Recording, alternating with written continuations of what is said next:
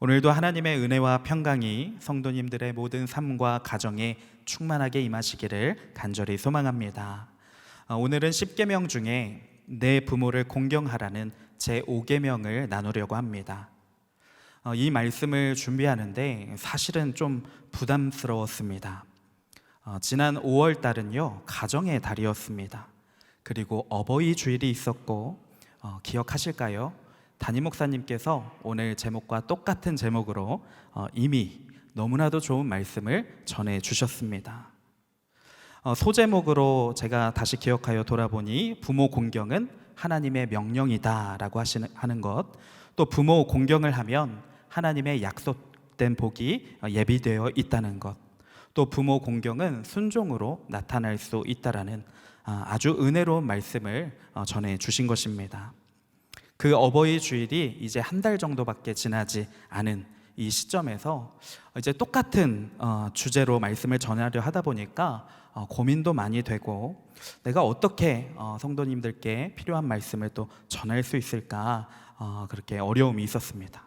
자, 그래서 저는 그래도 좀 다른 초점으로 말씀을 접근해보고자 많은 질문을 스스로에게 던졌는데요. 그중 한 질문이 이거였습니다. 하나님께서는 부모를 공경하라는 명령을 왜 10계명 가운데 넣으셨을까 하는 질문이었습니다. 자, 그러고 보니 이 5계명은요, 사람과 관계된 계명 중에서 제일 처음에 나오는 계명입니다.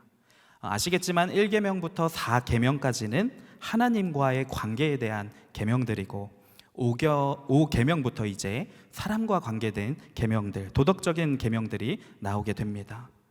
자, 그러니까 사람과의 관계에 대한 계명 중에서는 내 부모를 공경하라는 이 말씀이 제일 처음에 나온다는 것입니다. 자, 그렇다는 것은 하나님이 이 부모 공경을 아주 중요하게 생각하시고 강조하시는 것이구나라는 그런 묵상이 되었습니다. 자, 그런데 여기서 또 궁금증이 생겼습니다. 아니, 10계명에 부모에 대한 계명은 있는데 왜 자녀에 대한 계명은 없을까? 자녀도 너무나 중요한 존재이지 않습니까? 부모 입장에서는요, 내 생명을 내어주어도 아깝지 않은 존재가 바로 자녀입니다. 자, 그런데 자녀에 대한 이야기는 10계명에 없습니다. 또 역시 가족이지만 형제와 자매에 대한 계명도 10계명에는 없습니다. 또 부부에 관련된 계명은요, 7계명에 간음하지 말라라는 계명으로 있기는 합니다. 간접적으로.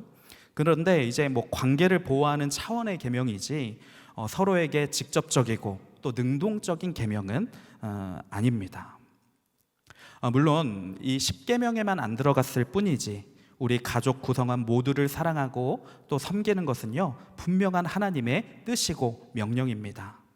자, 그러나 그 중에서 딱 하나, 하나님께서 가장 우선시하고 중요시 여기시면서 10계명에까지 들어가게 하신 계명이 바로 부모 공경이라고 하는 것입니다. 자, 이것만으로도 사실 우리가 부모를 공경해야 되는 이유는 충분합니다. 하나님께서 이 정도로 우선시하시고 강조하시는 계명이라면 우리가 이유를 불문하고 지켜야 되는 계명인 것입니다. 자, 그러므로 혹시나 그동안 내가 부모 공경에 대한 이 부분에 대해서 진지하게 생각하지 않았거나, 또 이 정도로 하나님이 강조하신 계명이라는 것을 알지 못하고 부모님께 혹시나 함부로 대하셨던 분이 계시다면, 이제 오늘부터는 돌이키셔서 이제부터는 주님이 인정하시는 효자가 되시고 효녀가 되시기를 주님의 이름으로 축원을 드립니다. 자, 그러면 다시 질문합니다. 그렇다면 하나님은 왜 부모 공경이라는 이 주제를 10계명의 앞쪽에 넣으실 정도로 중요하게 여기실까요? 여러 가지 이유가 있겠지만요, 제가 오늘 말씀을 준비하면서 마음이 감동이 되었던 것이 하나가 있습니다. 그것은요, 바로 부모를 공경하는 것이 그만큼 어렵다는 것입니다. 부모를 공경하는 것이 당연한 일 같아 보이지만요, 실제로는 쉽지가 않다는 것입니다. 그래서 옛날 조선시대나 과거 시대 더 역사를 보면요, 효자 또 효녀로 알려진 자에게는 왕이 직접 상도 내려주고요, 관직도 주고, 심지어 마을에 기념문이나 비를 세워주기도 해서 또 이런 이야기 일화를 다 기록하여서 널리 알려지도록 했습니다. 자, 그래서 지금도 지역마다 보면은 효자와 관련된 유적들과 이야기들이 많이 남아있는 것을 볼 수 있습니다. 만약에 부모 공경이 쉬운 일이었다면 이렇게 하지 않았겠죠. 상을 주지 않았을 것입니다. 자, 반면에 자신의 자녀를 위해서 희생하거나 헌신했다고 해서 그에게 상을 주거나 기념비를 세워주거나 그렇게 한 기록은 거의 없습니다. 자식을 향한 어버이의 사랑은 정말로 위대한 사랑입니다. 하지만 부모를 공경하는 것보다 어렵게 여겨지지는 않았던 것입니다. 부모는요, 내 몸에서 태어난 자녀를 본능적으로 사랑하게 됩니다. 자, 그래서 누가 알려주지 않아도 자녀에게는 정말 아낌없이 자신의 모든 것을 내어주는 사랑이 바로 부모의 사랑입니다. 그래서 하나님의 사랑과 가장 닮은 사랑이 부모의 사랑이라고 하는 것입니다. 자, 그러나 부모 공경을 하는 일은요, 그렇게 되지가 않는다는 것입니다. 본능적으로 저절로 부모 공경이 되지 않습니다. 사람이 만약에 본능적으로만 살아가게 된다면 어떻게 할까요? 부모님께 순종하기보다는요, 불순종하는 일이 훨씬 더 많을 것입니다. 그래서 결국은 대부분 관계들이 깨져버릴 확률이 높습니다. 자, 물론 이제 자녀가 태어나자마자 부모와 이렇게 갈라지는 건 아닙니다. 사람은 태어나서 유아 시절 또 어린이 시절까지는요, 매우 연약한 존재입니다. 부모의 도움이 없다면 아무것도 하지 못하는 존재가 우리 사람이죠. 그래서 이 시기에 자녀들은 부모에게 애착을 가지고 절대적으로 의지를 합니다. 자, 그러나 머리가 자라고 또 몸이 커지면서 부모님 뜻에 반항하는 시기가 찾아오는 겁니다. 그리고 부모는 나를 이해해주지 못하는 존재야 라고 부모를 옛날 사람으로 취급합니다. 세대 차이가 이제 나기 시작하는 겁니다. 그래서 이런 청소년 시기에 많은 가정에서 부모와 자녀 간에 이 갈라짐이 생기고 관계가 많이 틀어지기도 하고 사고도 치고 그러는 겁니다. 자, 그럼에도 대부분 10대, 20대 독립을 하기 전까지는요, 그래도 부모님 영향력 아래에 있는 경우가 많습니다. 이때까지는 이제 믿음이 없을지라도 교회도 따라와 줍니다. 자, 왜 그럴까요? 재정적으로나 사회적으로 아직은 부모님을 의지해야 되기 때문입니다. 자, 그러나 더 이상 이제 부모님을 의지하지 않아도 될 때, 부모님이 나이가 들어서 힘이 빠졌을 때 자녀들은 부모를 공경하기보다는요, 함부로 대할 가능성이 높아진다는 것입니다. 오해하지 마십시오. 다 그렇다는 것이 아니라 이 죄된 본성에 이끌려서 살게 되면 부모와 자녀의 관계가 이렇게 될 경우가 많다는 것입니다. 자, 그래서 하나님은 이런 연약한 우리를 아시기 때문에 이런 죄성을 예방하시고자 부모 공경의 법을 10계명에까지 넣어 놓으시고 강조하고 계신 것입니다.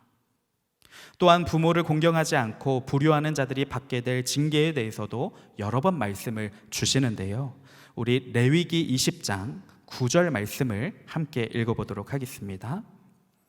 만일 누구든지 자기의 아버지나 어머니를 저주하는 자는 반드시 죽일지니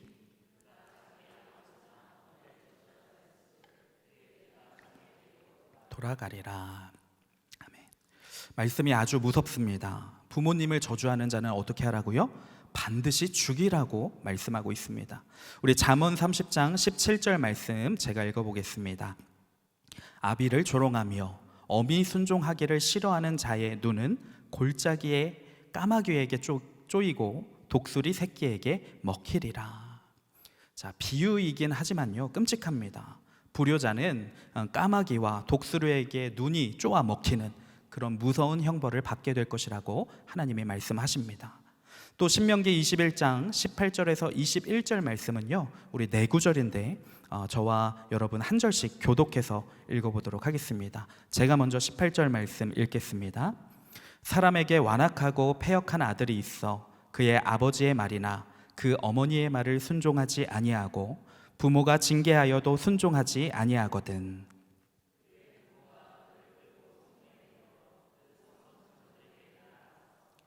그 성읍 장로들에게 말하기를 우리의 이 자식은 완악하고 패역하여 우리 말을 듣지 아니하고 방탕하며 술에 잠긴 자라 하면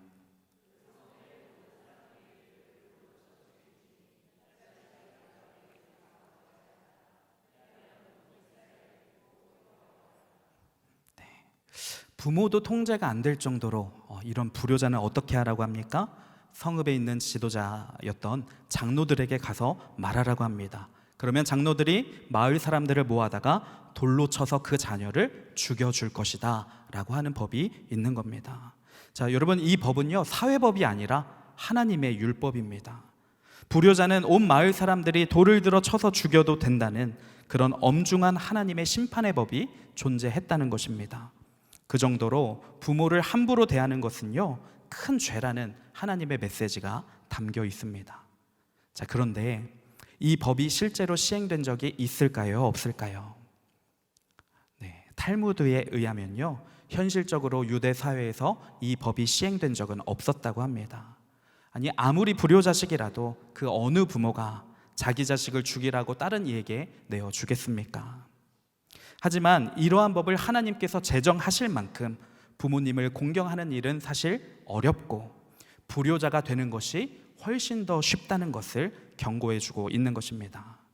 자, 그런데요 이게 단순히 우리 이 땅에 있는 부모와 자식 간의 관계만이 아니라 신앙적으로도 그렇습니다. 우리가 하나님을 부를 때 보통 어떻게 부르죠? 아버지라고 부릅니다. 예수님을 통해서 우리는 하나님의 자녀가 되는 권세를 누렸기 때문에 우리가 아버지라고 부를 수 있게 된 것입니다. 성경은 하나님과 우리의 관계를 여러 가지 비유들로 들어서 성경에서 설명해 주시지만 우리가 가장 많이 사용하는 단어는 기도 때마다 부르짖는 아버지라는 것입니다. 자, 그러나 하나님이요 아버지의 성품만 있는 것은 또 아닙니다. 때로는 어머니와 같은 그런 모성애로 우리를 품어주시기도 하십니다. 우리 이사야 49장 15절 말씀 우리 함께 읽어보겠습니다. 여인이 어찌 그 젖먹는 자식을 잊겠으며 자기 태에서 난 아들을 긍휼히 여기지 않겠느냐. 그들은 혹시 잊을지라도 나는 너를 잊지 아니할 것이라. 아멘. 이사야 66장 13절 말씀 제가 읽어봅니다. 어머니가 자식을 위로함 같이 내가 너희를 위로할 것인즉 너희가 예루살렘에서 위로를 받을 것이니. 우리 한 구절만 더 볼까요? 마태복음 23장 37절 우리가 이 구절도 함께 읽어보겠습니다. 시작. 예루살렘아 예루살렘아 선지자들을 죽이고 내게 파송된 자들을 돌로 치는 자여, 암탉이 그 새끼를 날개 아래에 모음같이 내가 내 자녀를 모으려 한 일이 몇 번이더냐. 그러나 너희가 원하지 아니하였도다. 아멘. 자, 이런 말씀을 통해서 하나님께는 모성애도 있다라는 것을 드러내고 계신 것입니다. 자, 안타까운 것이요 하나님의 교회라는 이단 아시지요? 거기에서 자꾸 어머니 하나님에 대해서 강조를 하고 그 교리를 전파하면서 전도도 합니다. 그러면서 이제 그 하나님의 교회의 교주, 여자 교주가 있는데 그 여자 교주를 신격화하는 겁니다. 그 여자 교주가 하나님이라고 하면서요. 자, 그래서 이 어머니성을 가지신 하나님에 대한 것들을요 많이 훼손시켰습니다. 그러니 밖에서 어머니 하나님에 대해서 설명하면서 접근하는 사람은요 이단일 확률이 높기 때문에 경계하셔야 됩니다. 하지만 하나님은 아버지적인 성품만 있는 것이 아니라 분명히 어머니의 성품도 가지고 계시다는 것, 그래서 우리에게 완전한 부모가 되어주신다는 것을 꼭 기억하셔서 그 하나님의 사랑을 더욱더 깊게 체험하시기를 바랍니다. 그래서 제가 말씀드리고 싶은 것은요, 우리가 이 땅에서도 부모를 공경하기 어려운 것처럼요, 우리의 완전한 부모 되시는 하나님을 경외하고 사랑하는 것도 역시 어려운 일이라는 것입니다. 죄인된 본성을 가지고 있는 우리는요 그렇습니다. 너무나 연약하여서 이 땅의 부모님도 하나님도 공경하고 섬길 수 없는 연약한 존재입니다.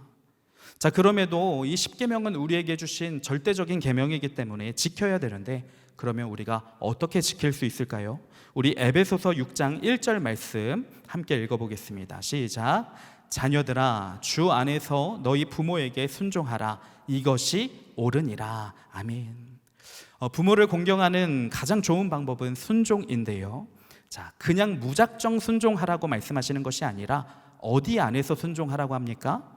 주님 안에서 순종하라고 합니다. 주님 안에서, 주님의 도우심을 받아서 우리는 순종할 수 있다는 것입니다. 주님 안에서 우리는 부모님도 공경할 수 있고 하나님을 경외하고 사랑할 수 있다는 것입니다. 자, 우리 그에 관련된 말씀도 보겠습니다. 로마서 5장 5절 말씀 제가 읽어보겠습니다. 소망이 우리를 부끄럽게 하지 아니함은 우리에게 주신 성령으로 말미암아 하나님의 사랑이 우리 마음에 부은 바 됨이니. 자, 어떻게 우리에게 사랑이 생긴다고 하나요? 성령으로 말미암아 하나님의 사랑이 부어지는 것입니다. 또 예레미야 32장 40절 말씀입니다. 내가 그들에게 복을 주기 위하여 그들을 떠나지 아니하리라 하는 영원한 언약을 그들에게 세우고 나를 경외함을 그들의 마음에 두어 나를 떠나지 않게 하고 라고 나옵니다. 그러니까 하나님을 경외하는 마음을요, 누가 주시냐면 하나님께서. 그러니까 하나님께서 받으셔야 되는데 하나님께서 우리에게 그 마음을 부어 주시고 받으시겠다라고 하시는 것입니다. 자, 그러니 부모님을 온전히 공경하고 싶으신 분들은요, 진짜 효자가 되고 싶고 효녀가 되고 싶으신 분들은 주님께 도와달라고 하라는 것입니다. 성령님을 의지하시라는 것입니다. 그러면 성령님께서 반드시 도와주시고 우리 부모님의 관계가 온전해질 수 있도록 일하시겠다는 것입니다. 자, 이렇게 성령님을 의지함으로 가족관계의 놀라운 회복의 역사와 또 가족 안에 하나님의 사랑이 풍성하게 넘쳐나는 그런 복된 가정들 다 되시기를 축원드립니다. 그런데 효도하고 싶어도 지금 효도할 수 없는 분들이 계십니다. 부모님이 아무리 그리워도 만날 수 없는 분들이 계시잖아요. 부모님들이 다 먼저 소천하신 성도님들입니다. 자, 그럼 이런 분들은 이 5계명과는 상관없는 걸까요? 이제 영적인 부모이신 하나님 아버지만 잘 섬기면 되는 걸까요? 아닙니다. 자, 그러신 분들도 이 계명에 참여할 수가 있습니다. 자, 그 방법은요, 나의 자녀들이 나를 잘 공경할 수 있도록 돕는 것입니다. 자, 어떻게 도울 수 있을까요? 내가 공경받을 만한 부모가 되는 것입니다. 많은 자녀들이 부모를 공경하지 못하는 이유는요, 아까 말씀드렸듯이 죄성을 가지고 있고 아직 철이 들지 않았기 때문에 부모 공경을 잘 못합니다. 자신의 능력으로는 못합니다. 그게 먼저지만 또 두 번째 이유는 부모에게서 공경할 만한 것을 찾아보기가 힘들기 때문입니다. 극단적으로 예를 들자면 부모님이 알코올 중독자이고 부모님이 심한 폭력을 쓰고 부모님이 이중인격자나 범죄자라면 어떻게 공경을 할 수가 있겠습니까? 인간적으로는 너무 쉽지 않습니다. 물론 하나님께서는요, 그러한 부모라 할지라도 공경하라고 명하십니다. 어떤 사람이든지 그 부모는 나를 태어나게 해주신 생명의 통로가 되었기 때문에 부모를 공경해야 된다라고 하시면서 그래서 내가 도와주겠다, 성령님이 도와주실 것이다, 이렇게 말씀을 하시는 겁니다. 자, 그런데 이제 부모님께 공경할 만한 점이 많이 있다면 자녀가 이 계명을 지키기에 훨씬 더 수월할 것입니다. 그러면 내가 자녀를 도와주면서 나 자신도 좋은 것입니다. 내 자녀가 만약 나를 공경하기 위해서 엄청난 결단을 해야 되고 기도를 많이 해야만 하고 성령님의 놀라우신 능력과 은혜를 힘이 입어서야만 나를 공경할 수 있다면 그래도 감사하지만 얼마나 부끄러운 일입니까? 이왕이면 내 자녀가 쉽게 기뻐하면서 행복해하면서 나를 공경할 수 있는 그런 부모가 되자는 것입니다. 그러니 성도님들, 부모된 성도님들, 주님 안에서 좋은 부모가 되시기를 바랍니다. 공경을 받을 만한 부모가 되십시오. 특별히 믿음의 본을 보이셔서 기도하는 부모 되시고 말씀으로 사는 부모 되시고 하나님의 사랑을 실천하는 부모가 되십시오. 자, 이 일은 아까도 말씀드렸지만 하나님께서도 이렇게 일하십니다. 하나님도 자신의 자녀들이 나를 경외할 수 있도록, 하나님 사랑할 수 있도록 성령님이란 이름으로 스스로 돕고 계신 것입니다. 자, 말씀을 정리하겠습니다. 성도님들, 먼저는 자녀된 자로서 부모 공경의 계명을 꼭 지키십시오. 그러나 내 힘으로는 불가능하니 성령님의 도우심을 받아서 이 땅의 부모와 완전한 부모이신 하나님을 공경하고 사랑하십시오. 또한 부모가 된 성도님들, 자녀들이 계명을 잘 지킬 수 있도록 도와주십시오. 공경받을 만한 부모가 되셔서 하나님처럼 자녀를 돕는 좋은 부모가 되시기를 축원드립니다.